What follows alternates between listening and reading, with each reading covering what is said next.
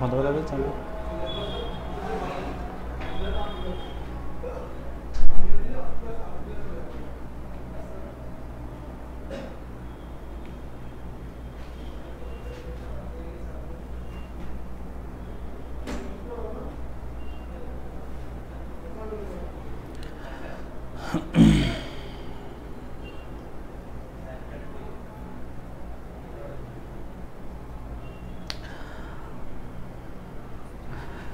আসসালামু আলাইকুম, সবাইকে স্বাগতম জানাচ্ছি পড়ালেখার আরও একটি পেইড ব্যাচের প্রথম ক্লাসে, আমার সাথে অর্থনৈতিক ক্লাসে। সো যদিও আমাদের গোল্ডেন ব্যাচের গতকালকে ওরিয়েন্টেশন প্রোগ্রাম হয়ে আছে, গতকালকে আমাদের 2টা ক্লাস হয়ে গেছে, আজকে আমাদের 3টা ক্লাস আছে গোল্ডেন ব্যাচের। একটা ক্লাস অলরেডি হয়ে গিয়েছে, ভূগোল ক্লাস। ভূগোল ক্লাস কিন্তু আমাদের সন্ধ্যা 7টা থেকে হয়ে আছে, রাত 8টায় আমাদের অর্থনৈতিক ক্লাস হচ্ছে, 9টায় কিন্তু তোমাদের যুক্তিবিদ্যা ক্লাস হবে। সো তোমাদের সবাইকে স্বাগতম জানাচ্ছি পড়ালেখার এই কোর্সের ফ্রি ক্লাসগুলোতে। ফ্রি ক্লাস বলতে আমরা প্রথম 5 দিন, অর্থাৎ গতকালকে ক্লাস হয়ে গেছে, আজকে দ্বিতীয় দিন, আরও 3 দিন আমরা হচ্ছে পড়ালেখা পেজে এই গোল্ডেন ব্যাচের ক্লাসগুলো নিব, এই জন্য যাতে তোমরা এখনো পর্যন্ত যারা এই কোর্সে ভর্তি হও নাই তারা যাতে দ্রুত ভর্তি হতে পারো। এই কোর্সে আমাদের সাথে অলরেডি 120+ স্টুডেন্ট যুক্ত হয়ে গিয়েছে। সো তোমাদের সবাইকে তো স্বাগতম ক্লাসে, এবং হচ্ছে যারা এখনো ভর্তি হয়নি দ্রুত ভর্তি হয়ে যাবে ক্লাসটা করার মাধ্যমে। আমি বেশি কথা বলবো না, দ্রুত একটু তোমাদেরকে বলবো, শুরুতে রিকোয়েস্ট করব যে ক্লাসটা একটু তোমরা কি করে দাও, তোমাদের যারা 25-এর পরীক্ষার্থী বন্ধুরা রয়েছে অথবা যারা 24-এর আছে তোমাদের জন্য এটা কাজে দিবে। 24-এ যারা আছে তারাও কিন্তু এই ক্লাসটা করতে পারো, কোনো সমস্যা নেই। তোমাদের অবশ্যই একটা ক্লাস করে এটা কখনো তোমার জন্য সময় নষ্ট হবে না। আমি প্রত্যেকটা ক্লাসের মধ্যে একদম ইনফরমেটিভ পড়ানোর চেষ্টা করি, বাড়তি কথা বলবো না ইনশাআল্লাহ। তোমরা শুরুতে ক্লাসে শেয়ার করে দাও, আমি আর বলবো না এটা সম্পর্কে, কারণ এগুলো পেইড বেসের ক্লাসে এত কথা বলার কোনো সুযোগ থাকবে না। আমাদের সাথে মাসুম রয়েছে, কেমন আছেন স্যার? ভালো আছি আলহামদুলিল্লাহ। প্রিন্সেস রয়েছে আমাদের সাথে, সরি প্রিন্স এম রয়েছে। স্যার এসএসসি 24 ব্যাচের লাইভ ক্লাস কবে হবে না স্যার? হ্যাঁ অবশ্যই হবে। আমাদের এইগুলো হচ্ছে আমাদের গোল্ডেন ব্যাচের ক্লাস হিসেবে চালাচ্ছি, এরপরে কিন্তু লাইভ ক্লাস কিন্তু আমাদের চলতেছিল, কেমন সেই লাইভ ক্লাসগুলো আমরা আবার চালাবো, কোনো সমস্যা নেই। তোমরা যেটা চাইবে সেটার উপর আমরা লাইভ ক্লাস নিব। লিসা আমাদের সাথে রয়েছে, সালাম দিয়েছে, ওয়ালাইকুম সালাম। আমিন আমাদের সাথে রয়েছে, ক্লাসটা শুরু হয়ে গেল। রনিত তুই কোথায়? রনিত তুই কোথায়? তাড়াতাড়ি চলে, ক্লাসটা শুরু হয়ে গেল। মিশা রহমান বলেছে স্যার ফার্স্ট পেপার 9 চ্যাপ্টারের উপর কার্ডগুলো নেন। আচ্ছা নিবেন না ইনশাল্লাহ, আমি তোমাদের লাইভ ক্লাস যেগুলো নিবে সেগুলোতে নিয়ে নিব। এখানে আমি যেহেতু গোল্ডেন ব্যাচে পড়াচ্ছি, গোল্ডেন ব্যাচে আমি একটা নির্দিষ্ট জায়গা থেকে শুরু করতেছি, যারা 25-এর আছে তাদের জন্য যাতে সুবিধা হয় ক্লাসগুলো করে আর কি, ঠিক আছে? তারপর ইফাত জাহান রয়েছে, সালাম দিয়েছে, ওয়ালাইকুম সালাম। লুফি আমাদের সাথে রয়েছে, আসসালামু আলাইকুম স্যার। ওয়ালাইকুম সালাম। ইভা আমাদের সাথে রয়েছে, সালাম দিয়েছে, ওয়ালাইকুম সালাম। একটু সবাই একবার একটু শেয়ার করে দাও, প্রায় আমার সাথে 70-80 জনের মতো যুক্ত আছো, সবাই একটু ক্লাসটা শেয়ার করে দিও। এবং হচ্ছে আমি আর বলবো না এটা সম্পর্কে, শেয়ার করতে বলবো না, আমি মূল টপিকে চলে যাব। সো চলো আমরা আস্তে আস্তে শুরু করে দিচ্ছি। শোনো, এই ব্যাচের আমি যে ক্লাসগুলো নিব তোমাদেরকে গোল্ডেন ব্যাচের, আমি প্রত্যেকটা লেকচার নিব আমার লেখায় এই ইজি ইকোনমিক্স বই থেকে। সো তোমরা যারা বইটা সংগ্রহ নাও না, এখনো তোমাদের কাছে নাই, 25-এর যারা আছো তোমরা বইটা সংগ্রহ করে ফেলো, এবং বইটা সংগ্রহ করার জন্য আমাদের পেজে তোমরা মেসেজ করলে তোমরা বইটা অর্ডার করতে পারবা, কুরিয়ারের মাধ্যমে তোমরা নিয়ে ফেলতে পারবা। তোমাদের যে ঠিকানা সেই ঠিকানায় আমাদের এই বইটা পৌঁছে যাবে, কেমন? তোমরা কুরিয়ার করে নিতে পারবে। এই বইয়ের মধ্যে ফার্স্ট পাওয়ার স্ট্যাম্পার 2টাই একসাথে আছে, এবং ফার্স্ট পাওয়ার স্ট্যাম্পার 2টাই হচ্ছে একসাথে আমাদের প্রাইস হচ্ছে 320 টাকা, এবং কুরিয়ার ফি হচ্ছে 60 টাকা, অর্থাৎ 380 টাকায় তুমি বাংলাদেশের যে কোনো জায়গা থেকে এই বইটা সংগ্রহ করতে পারবা কুরিয়ারের মাধ্যমে। সো আমরা এই বই থেকে পড়ছি। আজকে আমি একটু বলি তোমাদেরকে, তোমরা জানো যে আমি একটু তোমাদেরকে সিলেবাস সম্পর্কে একটু কথা বলবো। যারা এখনো এই কোর্সে সিলেবাস সম্পর্কে যারা জানো না, যারা জানো তাদের তো ভালো কথা। তোমরা জানো আমাদের ইকোনমিক্সের ক্ষেত্রে আমাদের 2টা পেপার আছে, একটা হচ্ছে প্রথম পত্র, অর্থনীতি প্রথম পত্র। সো অর্থনীতি প্রথম পত্রের মধ্যে আমাদের টোটাল 6টা অধ্যায় আছে শর্ট সিলেবাসে। যেহেতু তোমরা 25-এর পরীক্ষাতে তোমাদের কিন্তু শর্ট সিলেবাসে পরীক্ষাগুলো হয়ে থাকবে, আমরা শর্ট সিলেবাসটা পুরোটাই কমপ্লিট করব এই কোর্সে। ফার্স্ট পার্টটা কমপ্লিট করবো, সেকেন্ড পার্টটা পুরোটাই আমরা কমপ্লিট করব। প্রথম পত্রে আমাদের চ্যাপ্টার আছে প্রথম, দ্বিতীয়, তৃতীয়, চতুর্থ এবং হচ্ছে নবম আর দশম অধ্যায়। এখানে 6টা অধ্যায় আছে আমাদের প্রথম পত্রের ইকোনমিক্সের। আর ইকোনমিক্সের দ্বিতীয় পত্র আমাদের অধ্যায় আছে হচ্ছে দ্বিতীয় পত্রে আমাদের অধ্যায় আছে দ্বিতীয় অধ্যায়, তৃতীয় অধ্যায়, চতুর্থ অধ্যায়, তারপর হচ্ছে ষষ্ঠ, সপ্তম, অষ্টম, নবম। এখানে 6টা অধ্যায় আছে। এই 6টা অধ্যায়ের মধ্যে দেখো তোমরা প্রথম পত্রে কিন্তু প্রত্যেকটা অধ্যায়ে মোটামুটি ম্যাথ আছে, যদিও প্রথম অধ্যায় এবং হচ্ছে দশম অধ্যায়ে একটু থিওরি আছে, বাট অন্যগুলো বেশিরভাগই ম্যাথ। কেমন? এরপর আসলে সেকেন্ড পেপারের ক্ষেত্রে এই দুটো অধ্যায় ম্যাথ এবং থিওরি দুটাই আছে, বাকি সবগুলো হচ্ছে থিওরি। তার মানে মোটামুটি আমাদের এই ইকোনমিক্সের যে কোর্সটা, এই কোর্সটা পুরোপুরি ম্যাথের উপরে যাইতে হবে। সো তোমাদেরকে যেটা করতে হবে সেটা হচ্ছে আমার সাথে তোমরা অবশ্যই ক্লাসগুলো খাতা কলম নিয়ে বসে করবা। আমি যে জিনিসটা আঁকবো বা আমি যে জিনিসটা অঙ্কন করবো সেটা অবশ্যই তোমরা আমার সাথে অঙ্কন করে ফেলবা।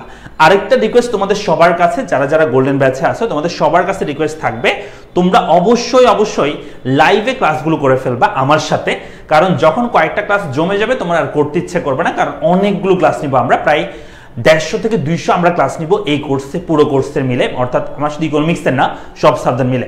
আর শুধু আমার ইকোনমিক্সের কথা যদি বলি তাহলে আমি প্রায় 40 প্লাস আমি ক্লাস নিব, টোটাল 40টার উপরে ক্লাস হবে। সো অবশ্যই তোমাদেরকে আমার সাথে লাইভে ক্লাসগুলো করে ফেলতে পারলে তোমাদের সবচেয়ে বেশি কাজে আসবে, তোমাদের সবচেয়ে বেশি কাজে দিবে। এটা আমি সব ব্যাচে বলি যে লাইভে ক্লাসগুলো করে ফেলো। লাইভে ক্লাস করার আর এমনি রেকর্ড ক্লাস করার মধ্যে অনেক পার্থক্য। লাইভে ক্লাসগুলো অনেক বেশি পরিমাণে তুমি শিখতে পারবে।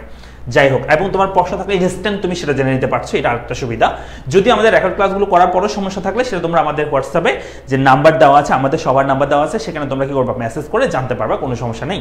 তাহলে আমরা বলছি প্রথম পথে 6টা অধ্যায়, সেকেন্ড পথে 6টা অধ্যায়। এই 6টা অধ্যায়ের মধ্যে আমরা একটু কোর্স প্ল্যানটা একটু করে নিই, কেমন আমরা কিভাবে পড়াবো বা কেমনে পড়াবো। দেখো তোমরা জানো যে তোমাদের, আমি জানি যে তোমাদের হচ্ছে সামনেই কিন্তু কি পরীক্ষা, তোমাদের ফার্স্ট ইয়ার ফাইনাল পরীক্ষা। আচ্ছা আমাকে একটু বলো তো তোমরা যে তোমাদের ফার্স্ট ইয়ার ফাইনাল পরীক্ষা কার কখন পরীক্ষা, একটু আমাকে কমেন্ট বক্সে জানাও। জাস্ট তারিখটা লিখবা, কত তারিখ, অর্থাৎ অনেকের 20 তারিখে শুরু হচ্ছে, 20 মে, অনেকেই মেয়ের পরে শুরু হচ্ছে। সো কয় তারিখ থেকে তোমাদের ফার্স্ট ইয়ার ফাইনাল শুরু হচ্ছে আমাকে একটু কমেন্ট বক্সে জানাও, দ্রুত জানাবা। ওকে, যারা যারা আমাদের সাথে যুক্ত হয় না 25শে পরীক্ষা, তাদের একটু মেনশন করে জানতে পারো, তোমাদের কলেজের যারা বন্ধু আছে তাদের একটু জানাতে পারো, এই গোল্ডেন ব্যাচ সম্পর্কে জানাতে পারো তাদেরকে। ভাই আমার জন্য দোয়া করিয়েন, আগামীকাল জিএসটিভি ইউনিটের পরীক্ষা দিব, আপনার ক্লাসগুলো করে এসএসসি এক্সাম ইকোনমিক্স এ প্লাস পেয়েছিলাম। অনেক অনেক শুভকামনা সাইদা সাবা, এবং তোমার জন্য অনেক অনেক শুভকামনা থাকবে। আশা করছি তোমার জন্য আল্লাহ একটা সিট বরাদ্দ করে রাখবেন এবং অনেক অনেক ভালোবাসা থাকবে ইনশাল্লাহ। মেহেদি হাসান রয়েছে, স্যার ম্যারাথন ক্লাস কবে নেবেন? 24 ইনশাল্লাহ, পরীক্ষার আগে হবে ভাইয়া। এর মধ্যে আমাদের লাইভ ক্লাস চলতেছে। ফেরদৌস রয়েছে আমাদের সাথে, 28শে মে বলছে, 2 জুন থেকে হচ্ছে, জুনের 26 তারিখ, জুনের 27 তারিখ বলছে অনেকেই, কখনো বলা হয় নাই। ওকে, তারপর মেয়ের 25 তারিখ বলছে, এই মার্চের 7 তারিখ থেকে বলছে, জুনে স্যার 26শে জুন, মে 23 তারিখ, জুনের 2 তারিখ, জুলাইয়ের 26 তারিখ, তারপর হচ্ছে মে 26 তারিখ। টি শার্ট কখন পাওয়া যাবে? যারা টি শার্ট বিজেতা হয়েছে তোমরা হচ্ছে আগামী 10 থেকে 15 তারিখের মধ্যে তোমাদের কাছে টি শার্টটা পৌঁছে যাবে ইনশাল্লাহ। মে 28 তারিখ বলছে ফার্স্ট এবং সেকেন্ড পেপার, মে 28 তারিখ, মে 28 তারিখ, 25শে জুন বলছে, 28শে মে বলছে, জুন বলছে। আচ্ছা ভাই আমাদের বলছে 24-এর পর পরে আমাদের ফাইনাল। আচ্ছা তারপর আচ্ছা আলটিমেটলি আমরা বলতে পারি যে আগামী মাসে অনেকের পরীক্ষা আছে, অনেকের এই মাস থেকে পরীক্ষা শুরু হচ্ছে, তাই তো? সো তোমাদের আমি জানি বেশিরভাগই হচ্ছে ফার্স্ট পেপার নিয়ে সমস্যা। আরেকটা বিষয় হচ্ছে ফার্স্ট পেপারটা তোমরা হচ্ছে যেহেতু ফার্স্ট পেপারের উপর পরীক্ষা হবে বেশিরভাগ কলেজে, যদিও কিছু কিছু কলেজে first paper second paper mix আছে, ফার্স্ট পেপার থেকে সেকেন্ড পেপার থেকে 2টা পেপার থেকে একসাথে তোমাদের পরীক্ষা হয় কিছু কিছু কলেজে, আর কিছু কলেজে হচ্ছে শুধু ফার্স্ট পেপারের উপর পরীক্ষা হবে। তো সেজন্য আমি যেটা নির্ধারণ করেছি, তোমাদের পছন্দ হয় কিনা দেখো, আমি যেটা চিন্তা করছি সেটা হচ্ছে এই 1 মাস, মানে প্রথম 1 মাসটা বা 1-1.5 মাস আমি শুধু ফার্স্ট পেপার পড়াবো। ফার্স্ট পেপার থেকে আমি যে কয়টা অধ্যায় শেষ করতে পারি প্রথম থেকে পড়াবো। কেন পড়াচ্ছি? কারণ যাতে তোমরা পরীক্ষাটা কি করতে পারো, পরীক্ষাতে অন্ততপক্ষে ভালো একটা রেজাল্ট করতে পারো। আরেকটা বিষয়, ফার্স্ট পেপার পরীক্ষাতে আমাদের একটা কোর্সও ছিল, অ্যাডভান্স ব্যাচ ছিল, সেটাতে যারা ভর্তি হয়েছে তারা তো ফার্স্ট পেপার একবার করছো, তবুও তোমরা আরেকবার করো, কারণ আমি সেগুলো অনেক আগে পড়াইছি, যে চ্যাপ্টারগুলো এখন শুরু করবে সেগুলো অনেক আগে পড়াইছি, তোমরা আবার রিভিশন দিতে পারবে, সমস্যা নেই। সো তোমাদের ফার্স্ট পেপারটা যেন একদম মজবুত হয়ে যায়। আরেকটা বিষয়, ফার্স্ট পেপার থেকে কিন্তু আমাদের ম্যাথ বেশি থাকে ইকোনমিক্সে, সো ফার্স্ট পেপারটা আমাদের একটু ভালো করে প্রিপারেশন নিতে হয় আর কি। সো ফার্স্ট পেপার থেকে আমি শুরু করি, প্রথম 1-1.5 মাস আমি ফার্স্ট পেপার পড়াবো, এরপরে মিক্স করে পড়াবো আর কি। মানে ফার্স্ট পেপার থেকে আমি কয়েকটা অধ্যায় পড়ানোর পরে সেকেন্ড পেপার থেকে কিছু অধ্যায় পড়াবো, আবার ফার্স্ট পেপার থেকে পড়াবো, তারপর সেকেন্ড পেপার থেকে পড়াবো, এভাবে করে আমি শেষ করব, যাতে তোমরা দুইটা একসাথে মিক্স আপ করে পড়তে পারো এবং দুইটা যেন ভুলে না যাও আর কি, দুইটা যেন টাচে থাকে সেই বিষয়টা। তোমাদেরকে এটা পছন্দ হচ্ছে কিনা সেটা আগে জানাও, যে দুইটা পেপার আমি মিক্স করে পড়বো। ফার্স্টে আগে ফার্স্ট পেপার শুরু করবো, কয়েকটা অধ্যায় পড়াবো, 1-1.5 মাস, এরপর আমি আবার সেকেন্ড পেপার শুরু করবো, ঠিক আছে কিনা বলো আমাকে।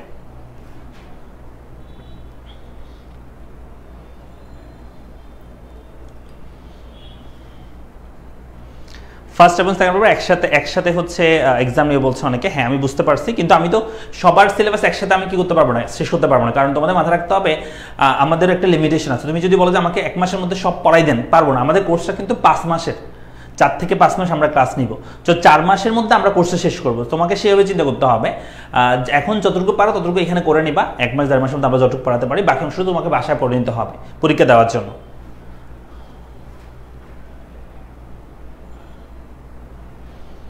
অনেকে ঠিক আছে বলছে, হ্যাঁ স্যার ঠিক আছে, ওকে পছন্দ হয়েছে, আগে ফার্স্ট পেপার, আচ্ছা সালাম দিয়েছে, ওয়ালাইকুম সালাম, ওকে ওকে বলছে অনেকেই, ঠিক আছে। 24 স্যার 24 এসএসসি 24 এর জন্য কিন্তু র্যাপিড ব্যাচ চলমান আছে, ভর্তি হয়ে যেতে পারো, র্যাপিড ব্যাচে ক্লাস চলছে, যারা 24 আছে এগুলো ক্লাস করতে পারো, সমস্যা নেই, বাট তোমরা 24 র্যাপিড ব্যাচে ভর্তি হয়ে যাওয়া সবচেয়ে বেটার হবে।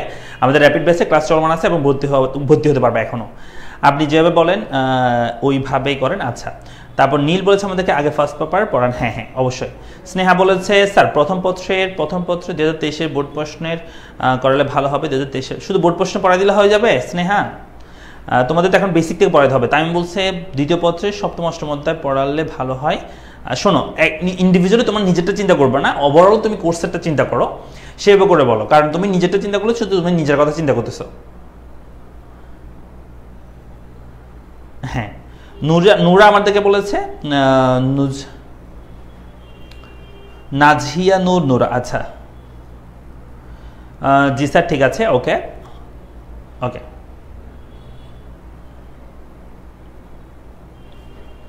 ফার্স্টে পড়ালে ভালো হয় স্যার, আমি আপনার র্যাপিড ব্যাচে আছি, ওকে থ্যাংক ইউ। সাব্বির সরকার, ফাহিম আমাদের সাথে রয়েছে, ওকে। শোনো, তাহলে আমরা প্রথম পত্র দিয়ে শুরু করছি। প্রথম পত্রের আমি যেটা শুরু করতে চাচ্ছি, প্রথম পত্রের অধ্যায় যেটা, সেটা হচ্ছে আমি তৃতীয় অধ্যায় দিয়ে শুরু করতে চাচ্ছি। অনেকে হয়তো প্রথম অধ্যায় দ্বিতীয় অধ্যায় মোটামুটি বাসায় হইলেও পড়তে বা না পারলেও সমস্যা নাই, আমরা সেগুলো পড়বো, কোনো সমস্যা নেই। আমি তৃতীয় অধ্যায় দিয়ে শুরু করতে চাচ্ছি, প্রথম পত্রের তৃতীয় অধ্যায়, ঠিক আছে। এই অধ্যায়টা আমরা আজকে থেকে শুরু করব, এবং এই অধ্যায়টা শেষ হলে আমি আরেকটা চতুর্থ অধ্যায় পড়ায় ফেলবো, তারপর আমি দরকার হলে এই দুটো পড়ানোর পরে সেকেন্ড পত্র থেকে 2-1টা অধ্যায় পড়াবো, এভাবে করে মিক্স আপ করে পড়াবো, যাতে তোমাদের মনে থাকে, সবগুলো চ্যাপ্টার যেন মনে থাকে সেটাই। আমি তাহলে প্রথম পত্রের তৃতীয় অধ্যায় আমি শুরু করতে যাচ্ছি, তোমরা সবাই ঠিক আছে? তৃতীয় অধ্যায় শুরু করবো তো ভাইয়া? এভাবে তর্ক বিতর্ক হবে, সবার ফার্স্ট পেপার সেকেন্ড পেপার দরকার, সো আপনি আগে ফার্স্ট পেপারটা করেন দেন সেকেন্ড। হ্যাঁ অবশ্যই অবশ্যই, আমি বললাম তো ফার্স্ট পেপার থেকে কয়েকটা অধ্যায় পড়ে, সেকেন্ড পেপার থেকে কয়েকটা অধ্যায় পড়াবো, ওকে। শামিন আক্তার বলছে আসসালামু আলাইকুম ভাইয়া। ওয়ালাইকুম সালাম। তারপর লুফি আমাদেরকে বলেছে স্যার শুরু করেন, এই যে শুরু করে দিচ্ছি ভাইয়া, শেষ হয়েছে। ঠিক আছে। সুমাইয়া বলেছে আমি এসএসসি 24 ব্যাচে, আপনার ক্লাসগুলো করি, অনেক ভালো লাগে, থ্যাংক ইউ সুমাইয়া ইসলাম, ওকে। 4 ধরেন বলছে অনেকে, 4 ভাইয়া 4 ধরতে হলে আগে তোমাকে 3 বুঝতে হবে, তুমি হঠাৎ করে 4 পড়তে পারবে না, তুমি যদি 3 পড়ো, না হলে 3 না পড়লে তুমি 4 বুঝবা না, কেমন? অনেকগুলো টপিক 3 থেকে আসছে 4-এ, যার কারণে তোমার 3 আগে পড়তে হবে, তাই আমি 3 আগে পড়াচ্ছি, তারপর 4 পড়াবো, এই দুটো আগে পড়াবো। এটা শেষ করতে সময় লাগবে না, 3টা একটু বড় আছে, 3টা শেষ করতে আমাদের হয়তো 7 থেকে 8টা ক্লাস লাগবে, আর 4টা শেষ করতে আমাদের 4টা ক্লাসে হয়ে যাবে, ঠিক আছে। তো আশা করছি আমরা এই কি এখানে যদি 4টা ক্লাস, এখানে যদি মানে এই মাসের মধ্যে আমরা আশা করছি এই দুটো অধ্যায় শেষ করে ফেলতে পারবো।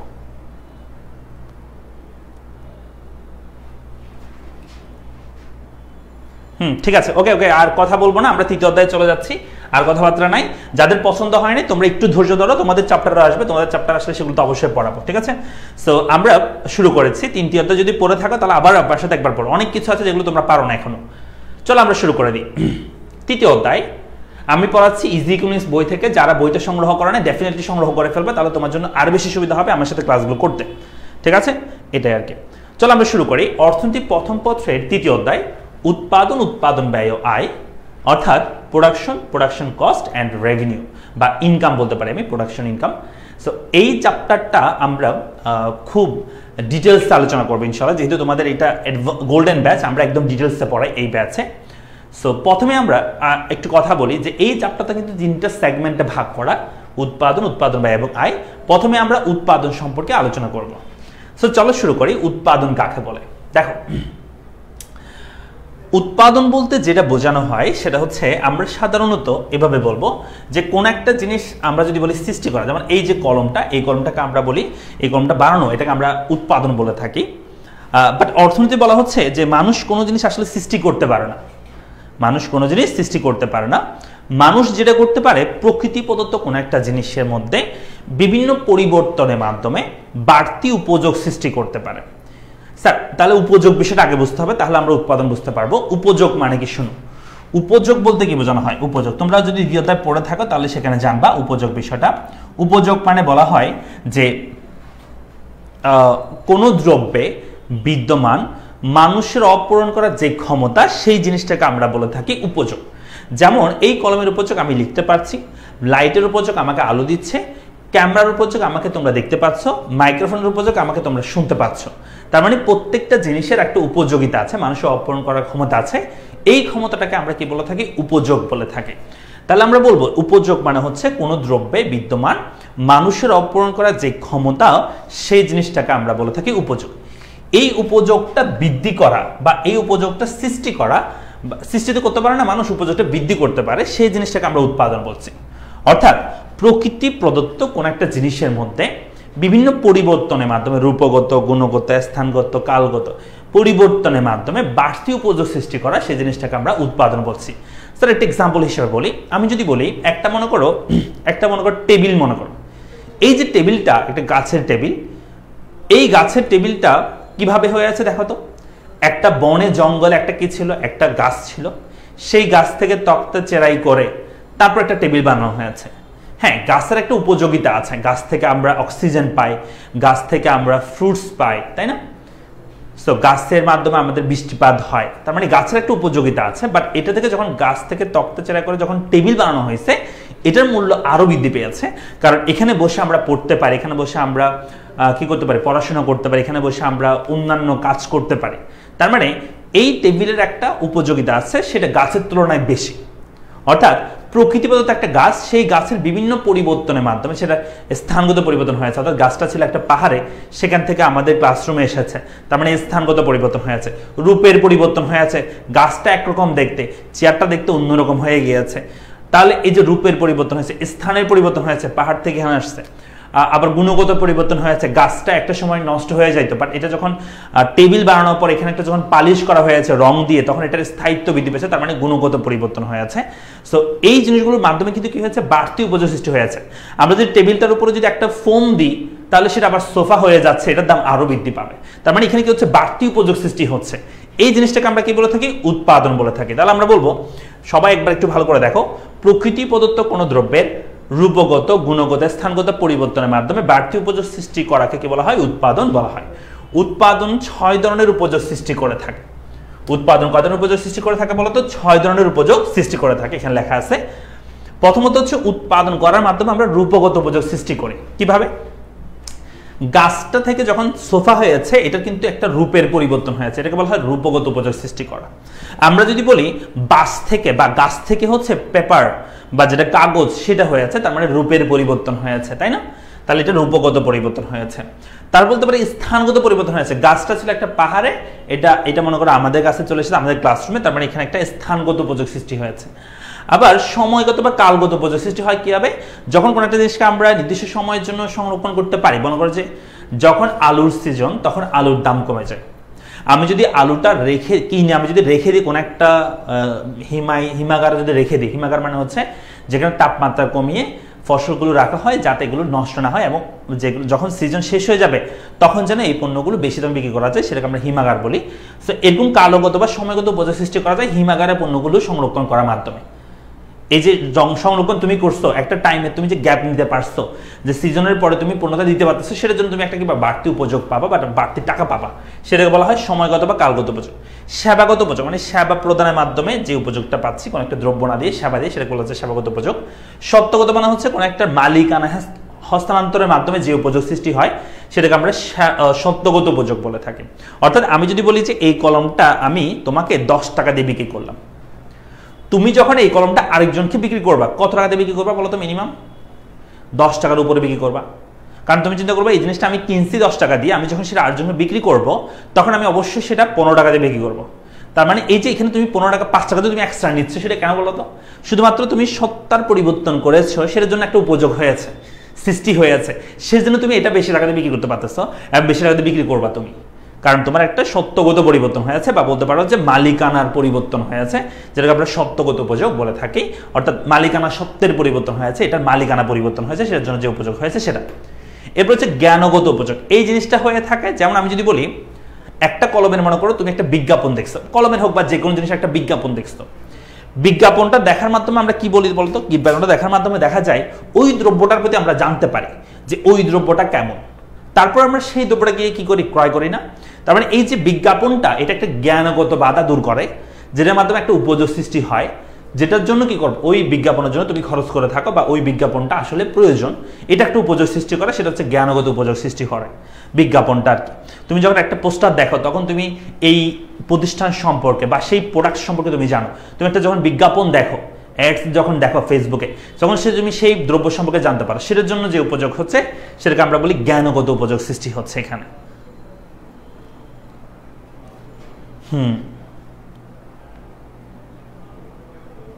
স্যার একটু আসতে পড়ান, লিখে কুল পাচ্ছি না। আচ্ছা, আমি এখানে আসলে এই জিনিসগুলো হচ্ছে তুমি যদি একটু মনে রাখতে পারো তাহলেই হবে।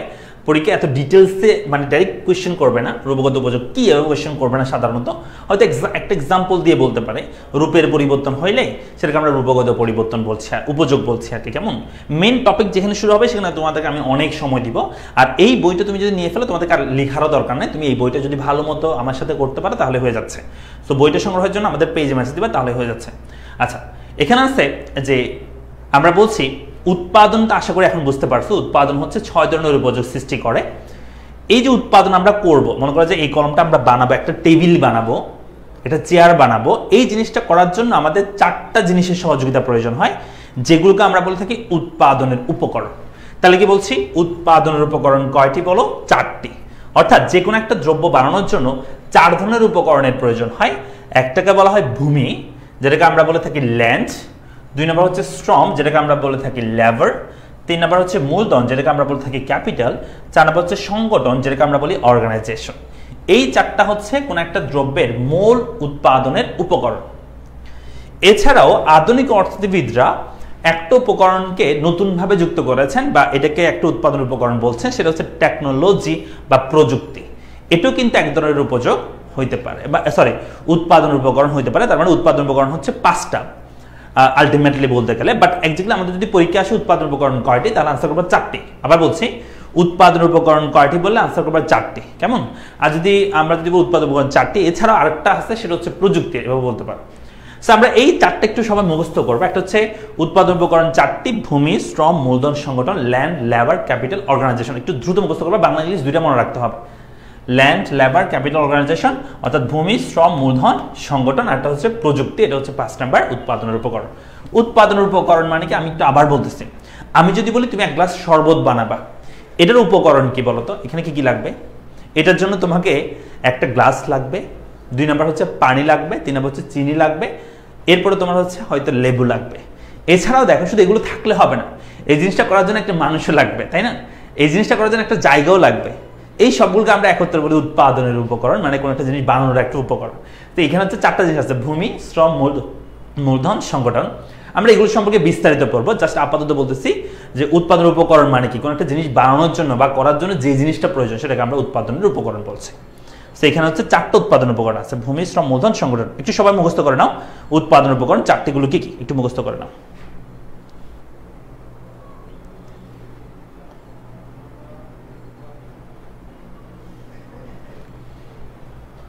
হ্যাঁ, 24-এর জন্য আমাদের র্যাপিড ব্যাচে চলমান আছে ভাইয়া, র্যাপিড ব্যাচে ভর্তি হতে পারো, স্নেহা বলছে এটা। আচ্ছা, আর ফ্রি ক্লাসগুলো তো হবে আমাদের, এটা গোল্ডেন ব্যাচে ক্লাস চলতেছে 25-এর জন্য। এটা তবুও তুমি 24-এর হইলেও ক্লাস করতে পারবে, কোনো সমস্যা নেই, টপিক তো সেম।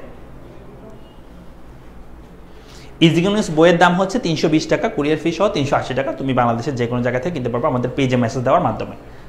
আর সরাসরি আমাদেরকে কল করতে পারো 01746561163, এই নাম্বারে কল দিয়েও তোমরা কি করতে পারো, সরাসরি কথা বলতে পারো, অর্ডার করতে পারো। সিদ্দিকুর রহমান বলেছে, ভাইয়া কেমন আছেন? আলহামদুলিল্লাহ ভালো আছি। মুখস্থ হয়েছে 4টা? এই 4টা কি মুখস্থ হয়েছে?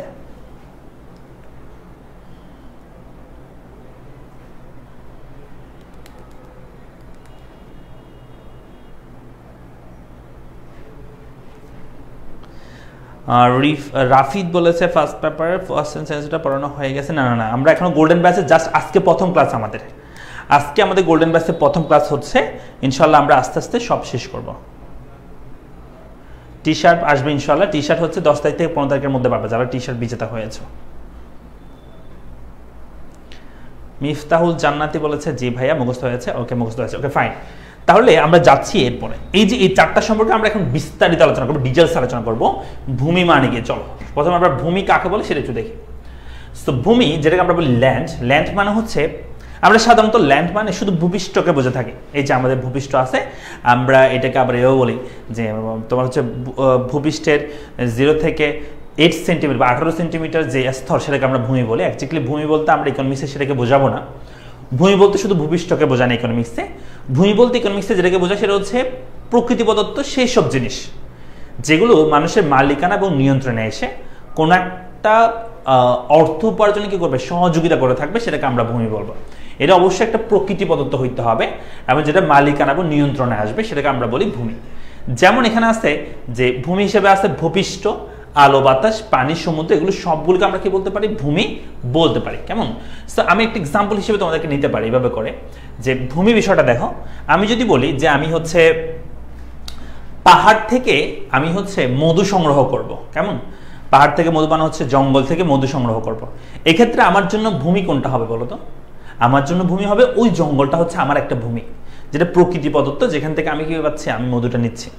আমি যদি বলি আমি টারবাইনের সাহায্যে, ওই যে বড় বড় পাখা থাকে না, 3টা পাখা বাতাসের মাধ্যমে ঘুরে সেখান থেকে বিদ্যুৎ উৎপাদন হয়, টারবাইন, সেই টারবাইনের সাহায্যে মনে করো আমি বিদ্যুৎ উৎপাদন করবো। সেক্ষেত্রে আমার জন্য ভূমি কি হবে জানো? বাতাস, কারণ বাতাসের মাধ্যমে এটা হচ্ছে। আমি মনে করো সোলারের মাধ্যমে বিদ্যুৎ উৎপাদন করবো, তাহলে আমার জন্য ভূমি কোনটা হবে জানো? সূর্যের আলো। আমি মনে করো সমুদ্রের স্রোতকে কাজে লাগিয়ে, নদীর স্রোতকে কাজে লাগিয়ে বিদ্যুৎ উৎপাদন করবো, সেক্ষেত্রে আমার জন্য ভূমি কোনটা হবে জানো? সমুদ্রের ওই পানির স্রোতটা। আমি যদি বলি আমি হচ্ছে কি করবো, সাগর থেকে মাছ ধরবো বা মণিমুক্তা কি করবো, সংগ্রহ করব, সেক্ষেত্রে আমরা বলতে পারি সাগর হচ্ছে আমার জন্য ভূমি। তার মানে ভূমি বলতে শুধুমাত্র ভূপৃষ্ঠকে বোঝায় না, ভূমি বলতে প্রকৃতি বলতে সেই সব জিনিসকে বোঝায় যেগুলো মানুষের মালিকানা এবং নিয়ন্ত্রণে এসে অর্থ উপার্জনে সহযোগিতা করে থাকে। তার মানে ক্লিয়ার হয়েছে বিষয়টা? ভূমি মানে শুধু ভূপৃষ্ঠ নয়, ক্লিয়ার?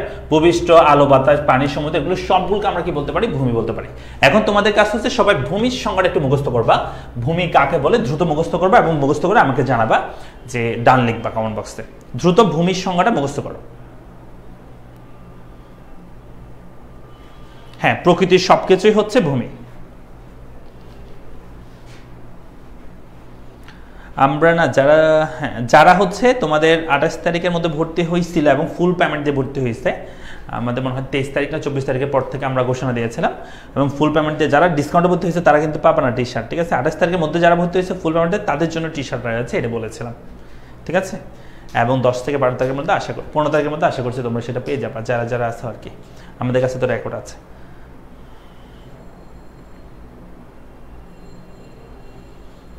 ফারহান বলেছে স্যার কি অবস্থা? আলহামদুলিল্লাহ ভালো। স্যার পরীক্ষায় কি ভবিষ্যৎগুলো আসবে? বুঝি নাই বৈশিষ্ট্যগুলো। হ্যাঁ হ্যাঁ হ্যাঁ, অবশ্যই বৈশিষ্ট্যগুলো মনে রাখতে হবে ভাইয়া। স্নেহা বলেছে ভূমির যোগান সীমাবদ্ধ মানে কি? আমি বোঝাবো, একটা একটা করে বোঝাবো ভাইয়া, কোনো সমস্যা নেই, একটু ওয়েট করো। ইভা বলেছে পৃথিবীর বেশিরভাগ বা মাটিকে ভূমি বলে। উপরিভাগ বা মাটিকে ভূমি বলে না, ওটা বলবো না। আমরা পৃথিবীর সব কিছুকে, যেটা প্রকৃতি প্রদত্ত সব কিছুকে আমরা ভূমি বলবো। দেখা যাচ্ছে না, একটি স্ক্রিন বলো করে।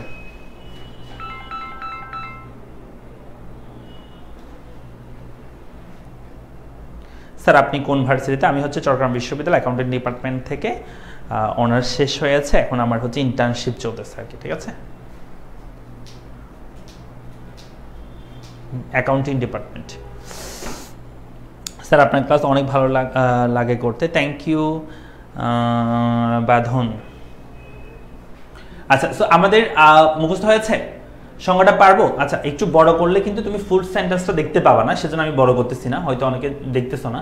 তোমরা একটু ল্যান্ডস্কেপ করে নিতে পারো লাইভটা, তাহলে তোমাদের জন্য সুবিধা হবে, তোমরা ভালো দেখতে পাবা। যদি কি কম দেখা যায় আর কি, অথবা তোমরা এখানে সেটিংসে গিয়ে তোমরা হচ্ছে 720p করে দিবা, রেজুলেশন বাড়াই দিবা, তাহলে হবে।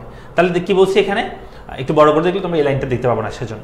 তো আমরা গেলেও আমরা সংজ্ঞাটা বুঝতে পারলাম। ভূমি মানে হচ্ছে, ভূমি বলতে প্রকৃতি প্রদত্ত সেসব বস্তুকে বোঝায় যেগুলো মানুষের মালিকানা ও নিয়ন্ত্রণে এসে অর্থ উপার্জনে সহযোগিতা করে থাকে।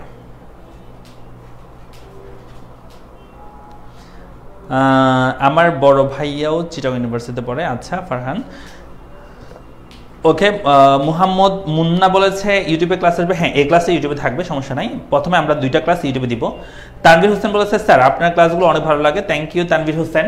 আমরা চলো এই ভূমি সম্পর্কে আমরা বা ভূমির বৈশিষ্ট্য সম্পর্কে আমরা জানি। এই যে ভূমিতে আমরা বুঝলাম, এখন ভূমির কিছু বৈশিষ্ট্য আছে। বৈশিষ্ট্যগুলো হচ্ছে এরকম, বলা হচ্ছে যে ভূমি প্রকৃতি দান, অর্থাৎ ভূমিটা একটা প্রকৃতি প্রদত্ত জিনিস এবং যেটা প্রকৃতি থেকে আমাদেরকে দানের মতো এটা হয়, সেটাকে আমরা বলছি ভূমি প্রকৃতির দান। সো এটা তো বুঝতে পারলাম। 2 নম্বর হচ্ছে ভূমির যোগান সীমাবদ্ধ, অর্থাৎ ভূমির তুমি যতই দাম দাও না কেন এটা যোগান বাড়ানো পসিবল না। তাই এই ভূমির যোগান রেখা যদি আমি আঁকি, ভূমির যোগান রেখাটা হবে এরকম যে আমি যদি বলি ভূমির যোগান আমি 10 টাকা দিব, তখন ভূমির যোগান মনে করো যে 5 মনে করো। আমি যদি 10 টাকার জায়গায় 20 টাকা দিই তাও কিন্তু ভূমির যোগান কি থাকবে, ঠিক থাকবে। আমি যদি 20 টাকার জায়গায় 30 টাকাও দিই, দাম যদি বৃদ্ধি করতে থাকি, তাও কিন্তু ভূমির যোগান কি করা যাবে না, ভূমির যোগান বাড়ানো যাবে না। কেন বাড়ানো যাচ্ছে না বলো তো? কারণ ভূমির যোগান সীমাবদ্ধ। আমি যদি বলি যে তোমাকে আমি মনে করো সূর্যের আলোর সাহায্যে আমরা কি করতেছি, বিদ্যুৎ উৎপাদন করতেছি। এখন আমি মনে করো যে 10 টাকা দিলাম সূর্যের আলোর জন্য, তাহলে সূর্য আলো যেমন আছে তেমন থাকবে। আমি যদি 20 টাকাও দিই, সূর্য আলো বাড়ানো যাবে? আমি যদি 50 টাকা দিচ্ছি, আগে সূর্য আলো বাড়ানো যাবে না। এটা প্রকৃতি প্রদত্ত জিনিস, এটা চাইলে তুমি যোগান বাড়াতে পারবে না, এটা যোগান সীমাবদ্ধ। তাই বলা হয় ভূমির যোগান হচ্ছে লম্বকের সমান্তরাল হয়ে থাকে। পরীক্ষা আসতে পারে যে ভূমির যোগান রেখা কেমন হয়, তাহলে আনসার করবা ভূমির যোগান রেখা হচ্ছে লম্বকের সমান্তরাল হয়। আরো প্রশ্ন আসতে পারে ভূমির যোগান রেখা মানে ভূমির যোগানকে কেমন যোগান বলা হয়? এটাকে বলা হয় সীমাবদ্ধ যোগান। আবার বলা হয় এটাকে সম্পূর্ণ অস্থিতিস্থাপক যোগান। সম্পূর্ণ অস্থিতিস্থাপক যোগান মানে হচ্ছে যেখানে দামের পরিবর্তনের ফলে চাহিদা যোগানের কোনো পরিবর্তন হবে না, সেটাকে বলা হয় সম্পূর্ণ অস্থিতিস্থাপক যোগান। আবার পরীক্ষা আসতে পারে যে ঢাকা শহরের অদূরে একটা জমি, সেই জমির যোগান রেখার ঢাল কেমন হবে? কি বলছি বলো? ঢাকা শহরের অদূরে একটা জমি, সেই জমির যোগান রেখার ঢাল কেমন হবে? শোনো, এই যে একটা রেখা, এই রেখাটা যদি লম্বকের সমান্তরাল হয় তাহলে এই রেখাটার যে ঢাল, সেই ঢালটা হবে হচ্ছে অসীম হবে। কি হবে বলতো? ঢালটা অসীম ঢাল হয়। এটাকে আমরা এইভাবে করে প্রকাশ করি, অসীম ঢাল হয়, অসীম ঢাল হয়। তাহলে কি বলছি, ঢাকা শহরের জমি বা যে কোনো জায়গার জমির যোগান রেখাটা হচ্ছে লম্বকের সমান্তরাল হয়, যার কারণে ভূমির যোগান রেখার ঢাল হচ্ছে অসীম হয়ে থাকে। আচ্ছা, তোমাদেরকে আমি ঢাল সম্পর্কে একটু ধারণা দিয়ে ফেলি, যেহেতু আমাদের পরীক্ষার ঢাল সম্পর্কে অবশ্য না, এটা দ্বিতীয় অধ্যায়ে আমি পড়াবো ডিটেলসে, বাট এখন একটু জাস্ট তোমাদের একটু কয়েকটা নোট দিচ্ছি। শোনো, যদি একটা রেখা বাম থেকে ডানে ঊর্ধ্বগামী হয়, সেই রেখাটার ঢাল হয় পজিটিভ। কি বলো? পজিটিভ, অর্থাৎ ঢালটা ধনাত্মক আসবে। একটা রেখা যদি বাম থেকে ডানে নিম্নগামী হয়, সেই রেখাটার ঢাল হবে নেগেটিভ ঢাল। একটা রেখা যদি ভূমি অক্ষের সমান্তরাল হয়, সেই রেখার ঢাল হবে 0। একটা রেখা যদি লম্ব অক্ষের সমান্তরাল হয়, সেই রেখার ঢাল হবে অসীম ঢাল। তাহলে পাহাড়ে একটা এভাবে চিন্তা করো, তুমি যদি একটা পাহাড়ে উঠতে যাও তখন তোমার পজিটিভ ঢাল, পাহাড় থেকে নামতে গেলে ঢালটা নেগেটিভ। আর যদি ভূমি অক্ষের সমান্তরাল হয় তাহলে ঢালটা হবে 0, কারণ এখানে আসলে কোনো ঢাল নাই, এই পাহাড়টার মধ্যে কোনো ঢালও নাই, একদম সমান্তরাল, তার মানে ঢাল 0। আর একটা রেখা একদম লম্ব অক্ষের সমান্তরাল মানে এত বেশি খাড়া যে তুমি মানে গ্রহণ করতে পারছো না, তার মানে হচ্ছে অসীম ঢাল হবে। ক্লিয়ার? তার মানে আমরা বলবো লম্ব অক্ষের সমান্তরাল যে যোগান রেখার ঢাল, সেই যোগান রেখার ঢাল হবে অসীম ঢাল। ক্লিয়ার? আরেকটা জিনিস শিখে ফেলি, সেটা হচ্ছে যদি বলা হয় যে ভূমির যোগান রেখার ঢাল, তাহলে বলবো অসীম ঢাল। কিন্তু যদি পরীক্ষা করা হয় যে ভূমির যোগান রেখার স্থিতিস্থাপকতাটা কোন ধরনের, ভূমির যোগান রেখার স্থিতিস্থাপকতা কোন ধরনের, তাহলে কিন্তু একটু কোয়েশ্চেন চেঞ্জ হবে। আমি যদি তোমাদেরকে বলি এই জিনিসটা দেখো, আমরা ঢাল বলেছি ভূমি অক্ষের সমান্তরাল সরলরেখার ঢাল বলেছি 0, কিন্তু আমি যদি স্থিতিস্থাপকতা যদি আমি বলি স্থিতিস্থাপকতা, তাহলে হবে যে আরেকটু পেশ করে লিখি, স্থিতিস্থাপকতা যদি বলি, স্থিতিস্থাপকতা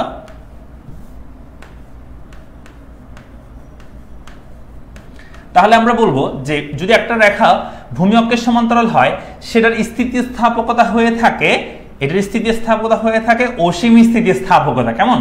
আবার যদি লম্ব অক্ষের সমান্তরাল একটা রেখা হয়ে থাকে, সেটা ঢাল হয় অসীম, ঢাল হয় কি? অসীম।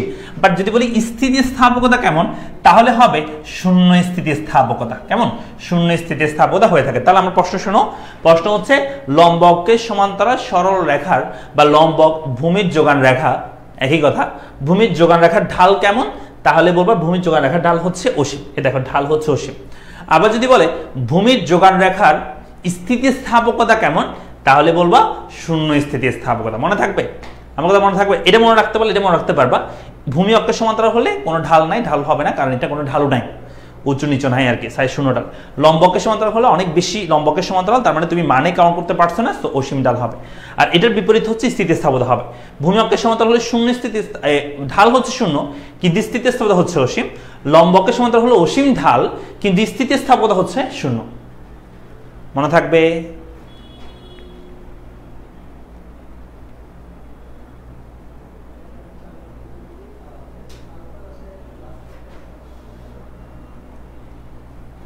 স্যার আমাদের শুধু পড়ায় একটু বিনোদনও দেয় না? ওরে বাপরে বাপ, বিনোদনের জন্য আলাদা কোর্স দিতে হবে তোমাদেরকে। দেখো তোমরা যদি চাও যে পড়তে এসে বলো যে স্যার আমাদেরকে বিনোদনও দিতে হবে, তাহলে কমেডি শোর জন্য বা স্ট্যান্ড কমেডি শোর জন্য, স্ট্যান্ড কমেডিয়ানের জন্য কি করতে হবে? আলাদা পেমেন্ট করতে হবে। করতে পারবা? আলাদা পেমেন্ট করতে পারবা? দেখছো পোলাপাইন, পড়তেও চাই আবার বিনোদনও চাই। মনে হচ্ছে স্যার এই জয়েন করতে লেট করে ফেললাম, নো প্রবলেম, তুমি পরবর্তীতে ক্লাসটা দেখে নিও। স্যার ইউটিউবে অর্থনীতি পথপথের হাই করা হয়নি, খুব কষ্ট লাগবে ভাইয়া। আমরা হচ্ছে ক্লাসগুলো এখন থেকে পেইড ব্যাচে তোমরা পাবা, পেইড ব্যাচে ভর্তি হলে পাবা। আর আমাদের কোর্স ফিটা এত বেশি রাখি নাই যে তোমাদের উপর জুলুম করা হবে, এমন না। অল সাবজেক্ট কোর্স ফি তুমি মাত্র 1499 দিয়ে পাচ্ছ। সো আমার মনে হয় না, আমাদের যে মনে করো যে আমাদেরও তো খরচ আছে না, যে তোমাদেরকে ফ্রিতে যা পড়াবো সেটার জন্য আমাদের নিজেদের খরচ হতে আছে, তাই না? এবং হচ্ছে আমাদের গুরুত্বপূর্ণ, জীবনের সবচেয়ে গুরুত্বপূর্ণ সময় তোমাদের পেছনে আমরা স্পেন্ড করতেছি। আমাদের তো ভবিষ্যৎ, তোমাদের যেমন ভবিষ্যতের জন্য তোমার পড়াশোনা করতেছো, ভালো একটা জব করবা, ভালো একটা জায়গায় যাবা, ফ্যামিলিকে সাপোর্ট করবা, তা আমাদের কি বলো তো? আমরা তো সেজন্য জন্য আমাদের সময় মূল্য চাইতেই পারি, সেটাকে এইভাবে খারাপভাবে নেওয়ার তো কোনো মানে হয় না। যাই হোক, সেটা সম্পর্কে অন্য দিন বলবো।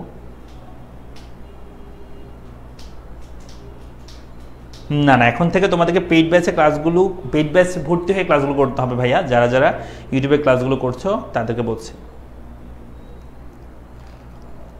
স্যার স্থিতির দ্বারা আমরা এটা মানে ডিটেলস আলোচনা করবো দ্বিতীয় অধ্যায়ে, স্থিতিস্থাপকতা কি, ঢাল কি। আপাতত আমি তোমাদেরকে একটা জাস্ট এমসিকিউ বা কিভাবে আসলে পড়বে সেটা বলে দিচ্ছি। স্যার আমাদের লেকচার সেটা হবে, হ্যাঁ তোমাদের এগুলো নোট দেওয়া হবে, বাট তোমাদের যেটা সুবিধা হবে সেটা হচ্ছে বইটা তোমরা নিয়ে ফেলবে, সেটার জন্য তোমাদের সবচেয়ে বেশি ভালো হবে আর কি। তো আমরা তাহলে মুছে দিচ্ছি এটা। চলো আমরা দেখি এরপরে।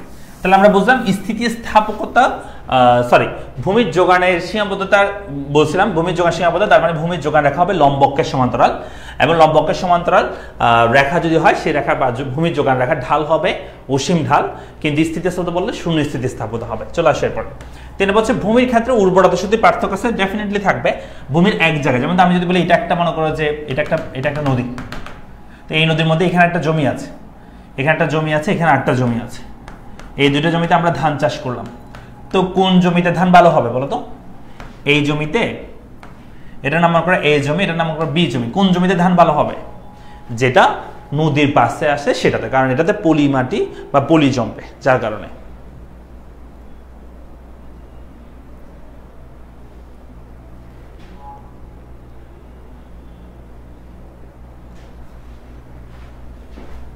আচ্ছা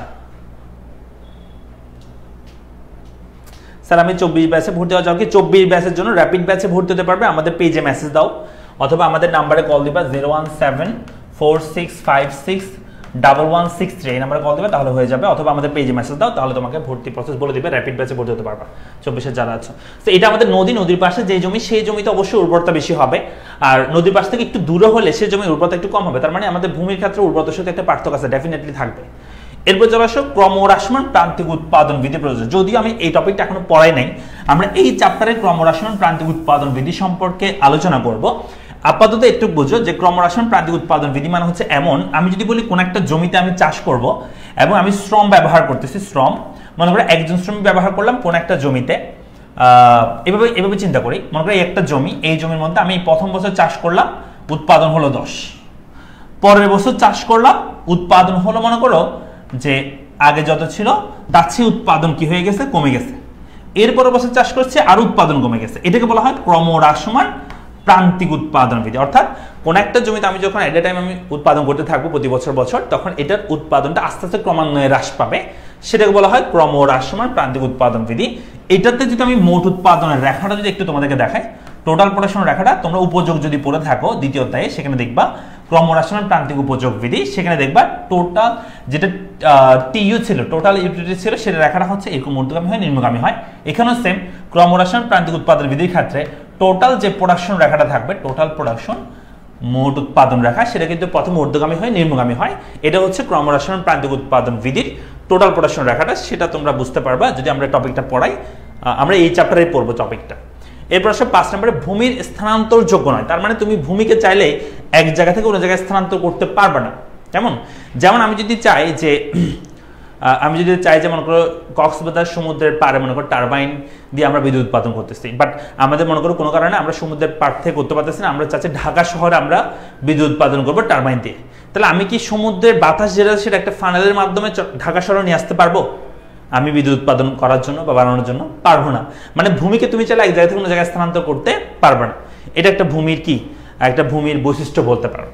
এরপর চলে আসি 6 নম্বরে ভূমির চিরস্থায়ী, অর্থাৎ ভূমিকে তুমি মারো, কাটো, ঘুষি মারো, যাই মারো, ভূমিকে তুমি কখনই করতে পারবে না, শেষ করতে পারবে না। কিভাবে তোমাকে আমি যদি বলি যে এই একটা জমি মনে করো, এই জমিকে তুমি চাইলে এক জায়গা থেকে কোনো জায়গায় স্থানান্তর করতে পারবে না, এই জমিটা আবার চিরস্থায়ী, তার মানে এটাকে তুমি যাই করো না কেন এটা ধ্বংস করতে পারবে না। স্যার বলবা যে তুমি বলতেছো স্যার একটা বোম মেরে দেবো, বোমের উপর গিয়ে বোম মারতে পারবা, কোনো সমস্যা নাই, কিন্তু বোম মারার পরও ওই ভূমিটা কিন্তু নষ্ট হয়ে যাবে না, ভূমিটা হয়তো অন্য কাজ ইউজ করা যাবে, অথবা এই ভূমির নিচে আরো ভূমি থাকবে, আরো মাটি থাকবে, আরো কিছু থাকবে, তো এটা তুমি শেষ করতে পারবে। তুমি কি সূর্য আলো শেষ করতে পারবে বোম মেরে? শেষ করতে পারবে না। কেমন? তো এটাকে বলা হচ্ছে যে ভূমি চিরস্থায়ী। 7 নম্বর হচ্ছে ভূমির যোগান দাম নেই, অর্থাৎ এই যে ভূমি, এই ভূমিটা তুমি যে ব্যবহার করছো প্রকৃতির কাছ থেকে নিয়ে, প্রকৃতিকে তুমি এটার জন্য কোনো যোগান দাম দাও না, তাই বলা হয় ভূমির কোনো যোগান দাম নেই। তারপরে হচ্ছে 8 নম্বর ভূমির আদিম এবং অক্ষয় ক্ষমতা আছে। আদিম মানে হচ্ছে আগে থেকে, অক্ষয় মানে হচ্ছে যেটা কখনো ক্ষয় হবে না। তাহলে ভূমির আদিম মানে আগে থেকে, অক্ষয় যেটা কখনো শেষ হবে না, এরকম ক্ষমতা আছে। কিভাবে? আমি যদি বলি যে বাংলাদেশের মানে সব দেশের যে মাটি, সেই মাটিতে তুমি একটা যদি কোনো একটা বীজ রোপণ করে দাও, সেখান থেকে কি হচ্ছে? গাছ হচ্ছে। তার মানে ভূমির ভিতরে একটা কি আছে? শক্তি আছে, পাওয়ার আছে, যেটাকে আমরা বলছি ভূমির আদিম এবং অক্ষয় ক্ষমতা আছে। ক্লিয়ার? এগুলো সবগুলো হচ্ছে ভূমির বৈশিষ্ট্য, খুবই গুরুত্বপূর্ণ, সবাই মাথায় রাখবা, কারণ এখান থেকে এমসিকিউ আসবে। এরপর আসলে এই ভূমির নোটটা একটু দেখো, বলছে ভূমির একটা কি আছে? পারিশ্রমিক আছে। অর্থাৎ আমি যদি মনে করো যে আমার একটা জমি আছে অথবা আমার একটা বিল্ডিং আছে, সেটা কিন্তু এক ধরনের ভূমি, ওই বিল্ডিংটা আমি কাউকে ভাড়া দিব বা এটা আমি কাউকে ব্যবহারের জন্য দিব, তাহলে সেটার জন্য আমি যেটা নিব সেটা হচ্ছে রেন্ট বা ভাড়া, তো যেটাকে আমরা খাজনা বলে থাকি। অর্থাৎ ভূমির পারিশ্রমিক হচ্ছে খাজনা, অর্থাৎ ভূমি যদি তুমি কারো যদি ভূমি ইউজ করো, সেটার জন্য তোমাকে কি করতে হবে? ওই ভূমির মালিককে খাজনা দিতে হবে, যেটাকে আমরা ভূমির পারিশ্রমিক বলছি। তো ভূমির পারিশ্রমিক হচ্ছে খাজনা বা রেন্ট। এরপর চলে আসো 2 নম্বরে। 2 নম্বর হচ্ছে আমরা লেবার বা শ্রম সম্পর্কে আলোচনা করব। লেবার বা শ্রম মানে আমরা কি বুঝে থাকি? দেখো সবাই, লেবার বা শ্রম মানে যেটা বোঝানো হয়, যে আমরা সাধারণত এভাবে বলি যে লেবার বলতে এটা বুঝবো যে উৎপাদন কাজে নিয়োজিত মানুষের শারীরিক ও মানসিক সকল কর্মপ্রচেষ্টাকে আমরা কি বলে থাকি? শ্রম বলে থাকি। কি বলছি? উৎপাদন কাজে নিয়োজিত মানুষের শারীরিক ও মানসিক সকল কি কর্মপ্রচেষ্টা, সেটাকে আমরা কি বলে থাকি বলতো? আমরা হচ্ছে শ্রম বলে থাকি বা লেবার বলে থাকি। কেমন? সো মানুষের শ্রমটা কিন্তু শারীরিক মানসিক দুই ধরনের হতে পারে। যেমন আমি তোমাদেরকে এখন পড়াচ্ছি, আচ্ছা বলো তো আমি তোমাদেরকে এখন কোন ধরনের শ্রম দিচ্ছি বলো তো? আমি যে পড়াচ্ছি এখন আমি তোমাদেরকে কোন ধরনের শ্রম দিচ্ছি? স্যার আপনার কোচিং কোন জায়গায়? ভাইয়া আমার কোচিং হচ্ছে আমরা তো অনলাইনে পড়াই। কেমন? এছাড়া হচ্ছে যদি চকবাজার পড়তে চাও, অফলাইন ব্যাচ আছে, প্রাইভেট ব্যাচে পড়তে পারবা, চকবাজার চট্টগ্রামে।